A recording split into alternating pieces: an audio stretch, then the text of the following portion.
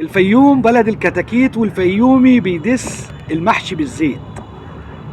طبعا المثل ده ظلم الفيوم تماما، ومن يقول هذا المثل فهو مخطئ.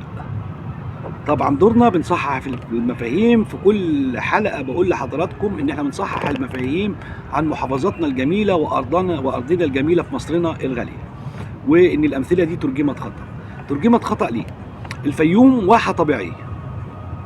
نيجي الاول المثل اللي بيقول لك بلد الكتاكيت كاستهانة. يعني الفيوم قديما انتجت اضخم مشروع، عملت اضخم مشروع للدواجن، وانتجت فيه سلالات كتيره جدا، لدرجه ان وصلوا كانوا بيغذوا مصر من الدواجن.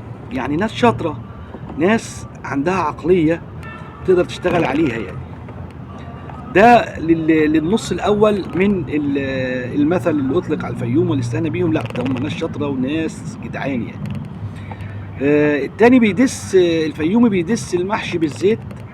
الفيوم من اكتر المحافظات اللي بتزرع الزيتون، والفيوم من اكتر المحافظات اللي بتنتج اجود انواع الزيوت، فلذلك خيرهم من ارضهم.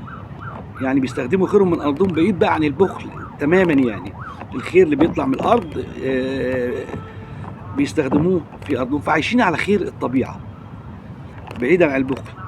الفيوم ظلمت فعلا في المثل ده تماما. الفيوم من ارقى المحافظات في مصر. الفيوم الواحة الطبيعية الجميلة، السواقي، وادي الريان، بحيرة قارون.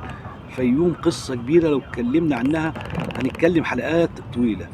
الفيوم يعرفوا الاستثمارات كويس، مش ناس بخلة. هتلاقي احدى القرى هناك معظمها في ايطاليا بيستثمروا بالمليارات هناك. الفيوم اهلها اهل كرم، اهلها جدعان.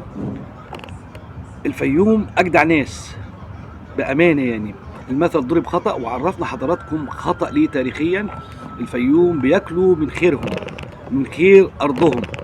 الفيوم بجمالها وحلاوتها بنقول لاهلها انتوا ظلمتوا في المثل ده.